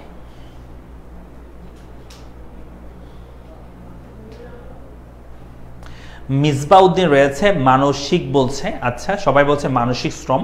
শোনো, আমি কিন্তু শুধু মানসিক না, আমি কিন্তু শারীরিক শ্রমও করতেছি। আমি দাঁড়ায় দাঁড়ায় ক্লাস করতেছি, তোমরা বসে বসে কত সুন্দর আমার ক্লাস করতেছো, বাট আমার কত কষ্ট হচ্ছে, আমার পা ব্যথা করছে, চিল্লাচ্ছি, গলা ব্যথা করছে, তাই না? তার মানে আমি শারীরিক মানসিক দুই ধরনের শ্রমই আমি করছি। কেমন? তো এখানে একটা পয়েন্ট ভালো করে মাথায় রাখবা, সেটা হচ্ছে শ্রম আর শ্রমিক। কি বলছে বলো? শ্রম আর শ্রমিক। শ্রম মানে কি আর শ্রমিক মানে কি? শোনো, এই দুটো কি সেম জিনিস না। শ্রম মানে হচ্ছে একটা কাজ, আর শ্রমিক মানে হচ্ছে যে এই কাজটা করে তাকে আমরা কি বলি? শ্রমিক বলি, তাই না? যেমন মনে করি কাউকে আমরা মাটি কাটতে দিলাম, তার মানে ওই মাটি কাটানো হচ্ছে একটা শ্রম, আর ওই শ্রমিককে আমরা কি বলবো? ওই যে কাজ এই কাজটা যে করতেছে তাকে আমরা কি বলবো? শ্রমিক বলবো। তার মানে শ্রমিক একটা ব্যক্তি, আর শ্রমটা হচ্ছে সে যে কাজটা করতেছে সেটা। তাহলে আলটিমেটলি তোমরা আমাকে কি বলবা? আমি কি শ্রম নাকি শ্রমিক? বলো।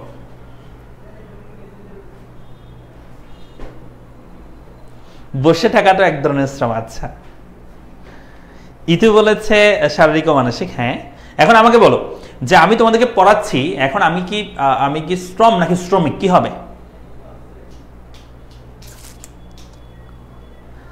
দানবীর হোসেন বলেছে আমি শ্রমিক। দেখছো পোলাপান কি দুষ্ট, পোলাপান কি খারাপ পোলাপান বলতেছে আমি শ্রমিক। দেখছো? হাই রে, কি করলাম জীবনটা বেদনার হয়ে গেল। মানে আমাকে শ্রমিক বানাই দিলে শেষমেশ। আসলেই আমি শ্রমিক, ঠিক আছে? এবং তোমরা সবাই শ্রমিক, তোমরা হচ্ছে শিশু শ্রমিক, ঠিক আছে? তোমরা পড়াশোনা করতেছো, তোমরা শিশু শ্রমিক, আর আমি হচ্ছে একটু বড় হয়েছি, বুঝছো? তো এটা আর কি। হ্যাঁ, আমরা যেটা করবো সেটা হচ্ছে, তাহলে শ্রম মানে আমরা কি বলতেছি যে এখানে দেখো কি বলছে, উৎপাদন কাজে নিয়োজিত মানুষের শারীরিক ও মানসিক সকল কর্মকাণ্ডকে আমরা কি বলবো? শ্রম বলবো। ক্লিয়ার? তো শ্রমের কিছু বৈশিষ্ট্য আছে, আমরা একটু দেখে ফেলি। প্রথমে রয়েছে শ্রম একটা জীবন্ত উপকরণ। হ্যাঁ, শ্রমে একটা জীবন আছে। দুই নম্বর হচ্ছে শ্রম ক্ষণস্থায়ী, অর্থাৎ শ্রমটাকে তুমি চাইলে রিজার্ভ বা প্রিজার্ভ করতে পারবে না, অর্থাৎ তুমি চাইলে শ্রমটাকে স্থায়ী হিসেবে রেখে দিতে পারবে না। এটা যখন তুমি করবে না কাজটা, তখন এটা নষ্ট হয়ে যাবে, সময়টা নষ্ট হয়ে গেলে সে কাজটা তুমি আর করতে পারবে না। তাই বলা হয় শ্রম একটা ক্ষণস্থায়ী বিষয়। তারপর হচ্ছে শ্রম গতিশীল উপাদান, অর্থাৎ শ্রমকে তুমি চাইলে এক জায়গা থেকে অন্য জায়গায়, এক শিল্প থেকে অন্য শিল্পে, এক দেশ থেকে অন্য দেশে তুমি চাইলে স্থানান্তর করতে পারবা। যেমন আমি মনে করো চাইলে তোমাদেরকে পড়াচ্ছি, আমি চাইলে অন্য একটা কাজ করতে, আমি চাইলে একটা বিজনেস করতে পারি, আমি চাইলে একটা চাকরি করতে পারি। তার মানে এই শ্রমটা, আমার শ্রমটা আমি চাইলে যে কোনো কাজে শিফট করতে পারি। তাই বলা হয় শ্রম একটা গতিশীল উপাদান। গতিশীল মানে বোঝায় এক জায়গা থেকে অন্য জায়গায়, এক শিল্প থেকে অন্য শিল্পে, এক দেশ থেকে অন্য দেশে স্থানান্তর করা যায়, সেটাকে বলা হয় গতিশীলতা, অর্থাৎ গতিশীল। তাহলে শ্রম একটা গতিশীল উপাদান। তারপরে হচ্ছে শ্রমের দর কষাকষির ক্ষমতা আছে, অর্থাৎ শ্রম, আমরা জানি শ্রমরা হচ্ছে মানে শ্রমিকরা কাজ করে মজুরির বিনিময়ে, তাই না? তাহলে এটা একটা দর কষাকষির ক্ষমতা আছে। তারপরে হচ্ছে 5 নাম্বার শ্রমের যোগান সময় সাপেক্ষ, অর্থাৎ যে শ্রমের যোগান সেটা একটা সময় সাপেক্ষ বিষয়। শ্রমের যোগান চাইলে বাড়ানো যাবে না। কিভাবে বোঝায়? যেমন আমি যদি বলি বাংলাদেশে মনে করো কাজ করতেছে বা কর্মক্ষম মানুষ আছে 8 কোটি, মনে করো 8 কোটি কর্মক্ষম মানুষ যারা কাজ করতেছে। এখন আমার মনে করো কোনো একটা ইন্ডাস্ট্রি করলাম আমি, সেখানে আমার 10 কোটি মানুষ দরকার। তাহলে আমি কি আগামীকালকে বা 1 মাসের মধ্যে আমি যদি বলি যে আমাকে 10 কোটি মানুষ দিতে হবে, 10 কোটি শ্রমিক দিতে হবে, দেওয়া যাবে? কখনোই সম্ভব না, কারণ আমাদের 8 কোটি আছে, 10 কোটি হইতে সময় লাগবে, তাই না? আগে বিয়ে শাদী করতে হবে, বাচ্চা কাচ্চা হইতে হবে, তারপর বড় হইতে হবে, তারপর তারা কাজ করতে পারবে। না হলে শিশু শ্রমিক হিসেবে কাজটা আমি নিতে পারবো না, তাই না? যার কারণে শ্রমের যোগানটা বৃদ্ধি পাওয়া একটা সময় সাপেক্ষ বিষয়। শ্রমের যোগান চাইলেই বৃদ্ধি করা যায় না। শ্রম জীবন্ত মানে শ্রমের জীবন আছে, প্রাণ আছে, সেটা বলতেছে। তারপর আসো 6 নম্বর হচ্ছে শ্রম সক্রিয়। সক্রিয় মানে হচ্ছে যে নিজে নিজে কাজ করতে পারে, তাকে আমরা বলি সক্রিয় উপকরণ। সক্রিয়, নিজে নিজে কাজ করতে পারে। এরপর হচ্ছে শ্রমের পারিশ্রমিক মজুরি, অর্থাৎ এই শ্রমের বিনিময়ে শ্রমিকরা সাধারণত মজুরি বিনিময় করে থাকে, তাই এই শ্রমের পারিশ্রমিক বলা হয় মজুরি, যেটাকে আমরা ওয়েজেস বলে থাকি। ক্লিয়ার? 1000 প্রশ্ন করার পরও উত্তর পেলাম না, কি বলো? 1000 বার প্রশ্ন, এখানে 1000টা কমেন্ট হয়ই নাই। তুমি কি প্রশ্ন করছো আমার চোখেতে পড়া নেই? বলো। 26 উপরে উপরে উপরে কোনো মেসেজ নাই, 26 উপরে কোনো কমেন্ট নাই, 26 উপরে উপরে কোনো কমেন্ট দেখতেছি না আমি। তুমি আবার দাও কমেন্ট, আবার করো। কই তোমার কোনো আমি ইয়েই দেখতেছি না।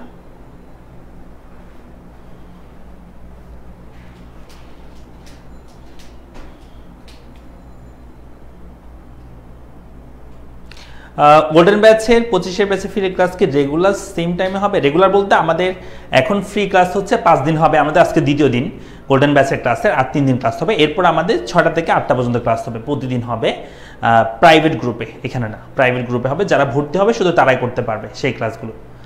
ফরহান বলেছে এত কথা বলে মেয়েটা, আল্লাহ, কে এত কথা বলে? গোল্ডেন ব্যাচ 25-এর ফ্রি ক্লাস, হ্যাঁ বললাম, এই যে রেগুলার হবে।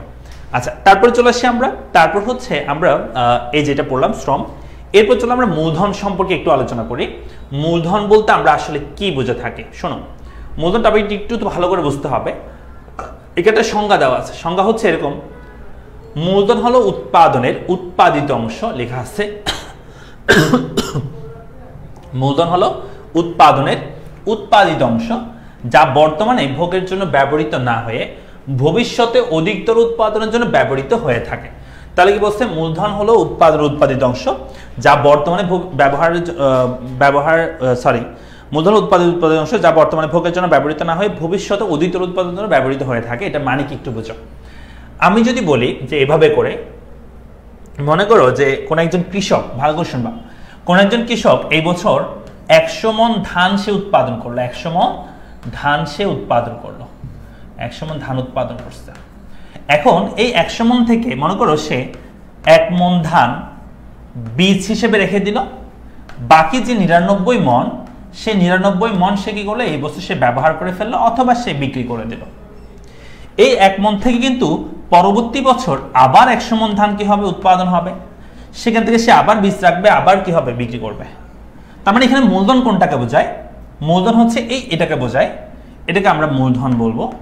সো মূলধন মানে কি, মূলধন মানে আমরা বলবো মূলধন হলো একটা উৎপাদনের উৎপাদিত অংশ যা বর্তমানে ব্যবহারের জন্য, বর্তমানে ভোগের জন্য ব্যবহার না করে ভবিষ্যতে আরো বেশি পরিমাণ উৎপাদনের জন্য ব্যবহার করা হয়, সেই জিনিসটাকে আমরা বলে থাকি মূলধন। তাহলে এই 1 মণটা কিন্তু 100 মণের একটা অংশ, তাই মূলধন হলো একটা উৎপাদনের উৎপাদিত অংশ যা বর্তমানে ভোগের জন্য ব্যবহার না করে, এটা আমি বর্তমানে ব্যবহার করতেছি না তাই রেখে দিচ্ছি, কি জন্য, ভবিষ্যতে অধিকতর উৎপাদনের জন্য বা বেশি উৎপাদনের জন্য রেখে দিচ্ছি, সেটাকে আমরা বলছি মূলধন। ক্লিয়ার? এখন দেখ, এটা তো কৃষকের দিক থেকে চিন্তা করলাম। এখন তুমি যদি চিন্তা করো যে না, আমি কৃষকের দিক থেকে চিন্তা করবো না, আমি চিন্তা করবো এখন এইভাবে করে, মনে করো যে আমরা অনেক সময় দেখি যে আমরা একটা ব্যবসা করব, সেই ব্যবসার জন্য আমরা টাকা নিই, যেটাকে আমরা মূলধন বলে থাকি এক কথায়। সো এই টাকাটা আমরা ব্যাংক থেকে অনেক সময় নিয়ে থাকি। সো আমরা মনে করো কোন একটা ব্যাংক, যে ব্যাংকের নাম হচ্ছে ক ব্যাংক, এই ব্যাংক থেকে তুমি 1 লক্ষ টাকা তুমি কি হিসেবে নিলা, ঋণ হিসেবে তুমি সংগ্রহ করলা। সো এই 1 লক্ষ টাকা ব্যাংক কোথায় পাইছে বলো তো? 1 লক্ষ টাকা তোমাকে যে ব্যাংক দিল, এই টাকাটা ব্যাংক পাইছে কোত্থেকে? তোমরা একটা জেনে খুশি হবা, ব্যাংক কিন্তু নিজের টাকা দিয়ে তোমাকে ঋণ দেয় না।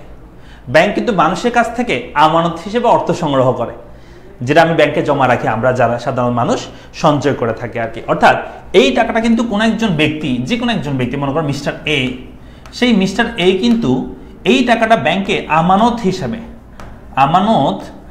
হিসেবে ব্যাংকে 1 লক্ষ টাকা জমা করলো। সেই 1 লক্ষ টাকায় কিন্তু তোমাকে ব্যাংক ঋণ হিসেবে দিয়েছে। এই ঋণটা তোমার কাছে মূলধন হিসেবে তুমি ব্যবসায় খাটাচ্ছ। তার মানে আমরা যদি বলতে পারি এক্ষেত্রে তাহলে মূলধন হলো উৎপাদিত অংশ, সেই বিষয়টার মানে কি, মানে হচ্ছে এরকম, হ্যাঁ, যদিও এই 1 লক্ষ টাকাটা তোমার একটা মূলধন তোমার উৎপাদিত অংশ নয়, বাট এই যে ব্যক্তিটা মানে মিস্টার এ এই 1 লক্ষ টাকা জমা করেছে, সে হয়তো কোন একটা জায়গা থেকে, তার একটা ব্যবসা প্রতিষ্ঠান আসতে বেতন পাইছে, সেখান থেকে সে টাকাটা জমিয়ে সে ব্যাংকে রাখছে। তার মানে হয়তো তোমার উৎপাদিত অংশ নয়, বাট মিস্টার এ তার একটা উৎপাদিত অংশ সে এই ব্যাংকে জমা করছে। তার মানে তোমার উৎপাদিত অংশ না হলে কি হবে, অন্য আরেকজন ব্যক্তির উৎপাদিত অংশ তুমি ব্যবহার করছো। তার মানে আমরা বলতে পারি মূলধন হলো একটা উৎপাদনের উৎপাদিত অংশ যা বর্তমানে ব্যবহৃত না হয়ে ভবিষ্যতে আরো বেশি উৎপাদনের জন্য ব্যবহৃত হয়ে থাকে, সেটাকে আমরা মূলধন বলবো। তো আমরা সবাই একটু মুখস্থ করবো যে মূলধন কাকে বলে, সবাই একটু মুখস্থ করো, ক্যাপিটাল বা মূলধন কাকে বলো। মূলধন হলো উৎপাদিত অংশ যা বর্তমানে ভোগের জন্য ব্যবহৃত না হয়ে ভবিষ্যতে অধিকতর উৎপাদনের জন্য ব্যবহৃত হয়ে থাকে। তাই তো? একটু সবাই মুখস্থ করো দেখি।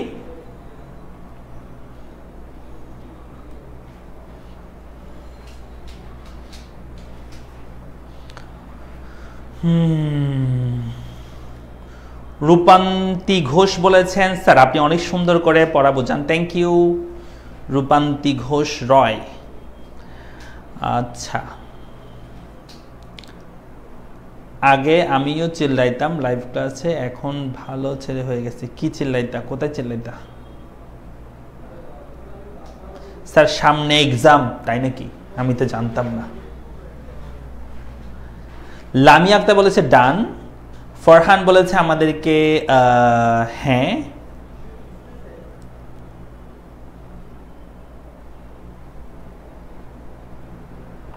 দ্বিতীয় পত্র কিছু পারি না ভাইয়া, একটু সময় দাও, সব পড়বো। স্যার আরেকটু বোঝান মানে হচ্ছে উৎপাদনের উৎপাদিত অংশ মানে বোঝান, অর্থাৎ যেটা আমি যদি বলি যে আমি এখন একটা কাজ করি, আমি কি করলাম এই বছর, আমি মনে করো যে কি করব, তরমুজ চাষ করছি মনে করো, বুঝছো? তরমুজ চাষ করে আমি তরমুজের মধ্য থেকে কিছু তরমুজ, বড় বড় যে তরমুজগুলো আছে সেখান থেকে আমি বীজ হিসেবে কিছু তরমুজ রেখে দিলাম, তরমুজের বীজগুলো আর কি পাকাইছি, পাকানোর পরে তরমুজের বীজগুলো রেখে দিলাম। কেন রাখছি বলো তো? এটা কিন্তু আমি চাইলে এই বছর বিক্রি করে দিতে পারতাম তরমুজটা, কিন্তু বিক্রি করি নাই, ভবিষ্যতে কি জন্য? বেশি পরিমাণ উৎপাদনের জন্য। তাহলে এখানে মূলধন কোনটা? ওই বীজটা, ওটাকে আমরা মূলধন বলছি। কেমন? অর্থাৎ মূলধন হলো উৎপাদনের একটা উৎপাদিত অংশ, যা বর্তমানে ভোগের জন্য ব্যবহৃত না হয়ে ভবিষ্যতে অধিকতর উৎপাদনের জন্য ব্যবহৃত হয়ে থাকে। ক্লিয়ার? আচ্ছা, এগুলো একটু আমরা বলে ফেলি, মূলধনের বৈশিষ্ট্যগুলো বলে ফেলি। চলো, এখানে বলছে কি, আমরা সবাই একটু মুখস্থ করে ফেলি, এটা মূলধন কাকে বলে মুখস্থ করে, এবং এই টপিকটা পড়া ফেলি আজকে।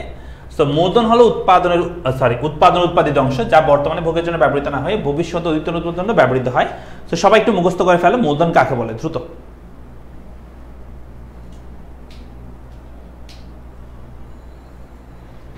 স্যার স্মার্ট বোর্ডের ডান সাইড পুরো দেখা যাচ্ছে ভাইয়া, পুরো দেখা যাচ্ছে, আমি যতটুকু দেখাচ্ছি ততটুকু দেখা যাচ্ছে, আমি দেখতেছি তো, ওইটুকুই দেখা যাচ্ছে ব্যবহৃত হয়। এই যে আমি এতটুকু জুম করে দেখাচ্ছি, সেজন্য তুমি দেখতেছো না, যে বুঝছো, এতটুকু আছে এখানে। এই যে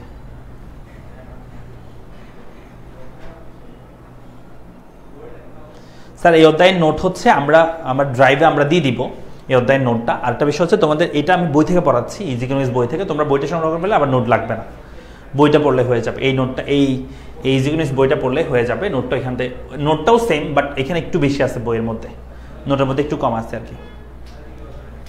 সো তাহলে আমরা বলছি মূলধনের বৈশিষ্ট্য আমরা এখানে একটু পড়ে ফেলি। মূলধন হচ্ছে বলছে মূলধন একটু উৎপাদনশীল, অর্থাৎ মূলধনের সাহায্যে আমরা কোনো একটা জিনিস উৎপাদন করতে পারি, এক নাম্বার। দুই নম্বর হচ্ছে মূলধন অতীত শ্রমের ফল, অর্থাৎ অতীতে কিছু শ্রম করছি বা কাজ করছি, সেটার ফল হচ্ছে মূলধন। এটা বুঝতে পারতেছো? মূলধন সঞ্চয়ের ফল, হ্যাঁ, আমরা যখন কোনো একটা জিনিস সঞ্চয় করি তখনই আসলে মূলধন রূপান্তর হয়।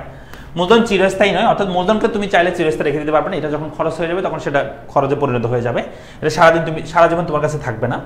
মূলধন ভবিষ্যতে আয়ের পথ সৃষ্টি করে, একদম সিম্পল বিষয়। মূলধন গতিশীল, তার মানে তুমি মূলধনকে এক জায়গা থেকে অন্য জায়গায়, এক শিল্প থেকে অন্য শিল্পে, এক দেশ থেকে অন্য দেশে স্থানান্তর করতে পারবা, তাই বলা হয় মূলধন একটা গতিশীল বলা হয় আর কি। এরপর নোট বলছে, এখানে নোট হচ্ছে মূলধনের পারিশ্রমিক হচ্ছে সুদ, অর্থাৎ মূলধন তুমি যদি কারো কাছ থেকে নাও, ওই যে ব্যাংকের কথা বলছিলাম, তুমি যদি ব্যাংকের কাছ থেকে তুমি মূলধন হিসেবে টাকা নাও, তাহলে সেটার জন্য তোমাকে দিতে হবে, সুদ দিতে হবে। কেমন? তার মানে মূলধনের পারিশ্রমিক কি বলবো? সুদ বা ইন্টারেস্ট বলবো আমরা। ক্লিয়ার? পারবো? এরপর আমাদের একটা টপিক বাকি আছে, সেটা হচ্ছে সংগঠন। আচ্ছা, এই টপিকটা পড়াই দিব নাকি নেক্সট ক্লাসে পড়াবো? আচ্ছা, পড়াই ফেলি। কেমন? পড়াই ফেলি, আমাকে 2 মিনিট সময় দাও। সংগঠন মানে কি, বা অর্গানাইজেশন মানে কি? অর্গানাইজেশন মানে হচ্ছে, আমরা উপরে যে 3টা নাম বলছি, ভূমি, শ্রম, মূলধন, এই 3টা জিনিস যদি থাকে, ভূমিও আছে আমাদের, শ্রমও আছে, মূলধন আছে, মানে টাকা পয়সা আছে, শ্রমিকও আছে, ভূমিও আছে, জায়গাও আছে বানানোর মতো কোনো একটা জিনিস, কিন্তু সংগঠিতকরণ যদি কেউ না করে, তাহলে কিন্তু কোনোদিন একটা পণ্য উৎপাদন হবে না। তাই এই 3টাকে অবশ্যই কি করতে হবে? সংগঠিত করতে হবে, কাউকে না কাউকে লিডার হিসাবে কাজ করতে হবে, যাতে কোনো একটা লক্ষ্য অর্জনের জন্য বা কোনো একটা লক্ষ্য অর্জন করতে পারে, সেটার জন্য মানুষ এই 3টে জিনিসকে কাজে লাগাতে পারে।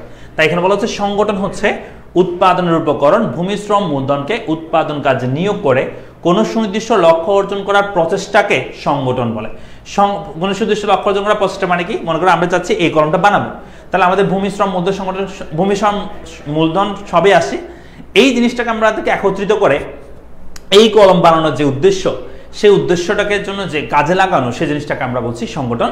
এটা একটা মানুষ বা একটা মানুষে করে থাকে সাধারণত। তাহলে আমরা বলবো যে উৎপাদনের উপকরণ ভূমি, শ্রম, মূলধনকে উৎপাদন কাজে নিয়োগ করে কোনো সুনির্দিষ্ট লক্ষ্য অর্জন করার যে প্রচেষ্টা, সেই প্রচেষ্টাকে আমরা কি বলবো? সংগঠন বলে থাকি। এই সংগঠনের কিছু এখানে বৈশিষ্ট্য আছে, যেমন হচ্ছে এটা একটা বিশেষ ধরনের শ্রম, কারণ আসলে সংগঠিত করাটা সবার দ্বারা হয় না। তোমরা দেখবা যে তোমাদের বন্ধু বান্ধবদের মধ্যে যখন তোমরা কোনো একটা জায়গায় পিকনিকে যাও, কোনো একটা ট্যুরে যাও, তখন দেখবা যে তোমাদের বন্ধু বান্ধবদের মধ্যে থেকে ওই 2-1 জন যারা সবসময় কাজ করে, তারাই কিন্তু এগিয়ে আসে, তারা কিন্তু সবকিছু ম্যানেজমেন্ট করে। কেন জানো? কারণ তাদের মধ্যে সংগঠিত করার মতো যে গুণাবলী, সেই গুণাবলী কিন্তু থাকে। তাই বলা হয় এটা একটা বিশেষ ধরনের শ্রম, সংগঠিত করা সবার দ্বারা হয় না। 2 নম্বর হচ্ছে জীবন্ত উপকরণ। এই সংগঠনটাও কিন্তু জীবন্ত উপকরণ, অর্থাৎ এটা একটা জীবন আছে। তার বলছে এটার কাজ হচ্ছে পরিচালনা করা এবং তত্ত্বাবধান করা, অর্থাৎ ওই নির্দিষ্ট লক্ষ্য অর্জনের জন্য পরিচালনা তত্ত্বাবধান করা হচ্ছে সংগঠনের কাজ। এরপর হচ্ছে মুনাফা অর্জন এবং জনকল্যাণ। এই সংগঠনের কাজ শুধু মুনাফা অর্জন নয়, পাশাপাশি জনকল্যাণ করাও এটার কাজ থাকে।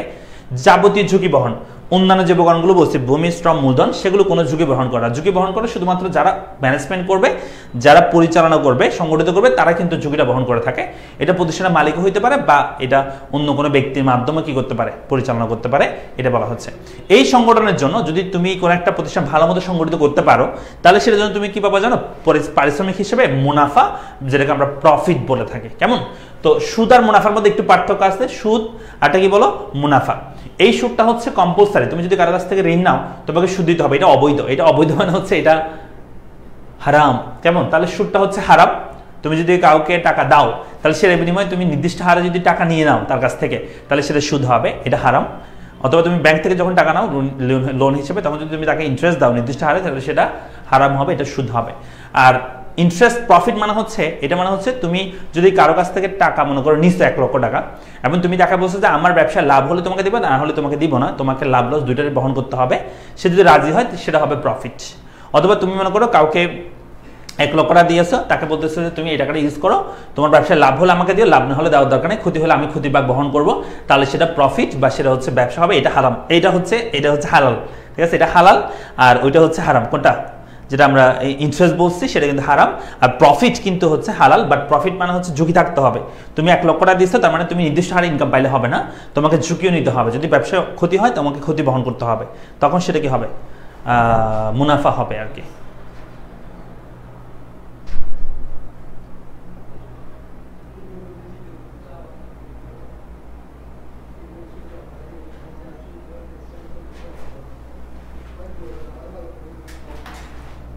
Okay fine. সো আমরা শেষ করলাম এই টপিকটা। আমরা নেক্সট ক্লাসে পড়বো মূল ম্যাথে ঢুকে যাবো আমরা। উৎপাদন অপেক্ষক সম্পর্কে আমরা নেক্সট ক্লাসে আলোচনা করবো। সো তোমাদের সবার জন্য অনেক অনেক শুভকামনা। তোমাদের যারা বন্ধু বান্ধব আছে এই ব্যাচে এখনো ভর্তি হয় গোল্ডেন ব্যাচে, তাদেরকে ডেফিনেটলি বলে দিবা, তাদেরকে জানা দিবা এই গোল্ডেন ব্যাচে ভর্তি হয়ে যাওয়ার জন্য। সবার জন্য শুভকামনা, এবং কোনো প্রবলেম হলে আমাদেরকে অবশ্যই জানাবা, সরাসরি মেসেজ করে জানাবা হোয়াটসঅ্যাপে, অথবা আমার সাথে যোগাযোগ করবা। ঠিক আছে, সবার জন্য অনেক অনেক শুভকামনা। সবাই ভালো থাকো, সুস্থ থাকো। আসসালামু আলাইকুম।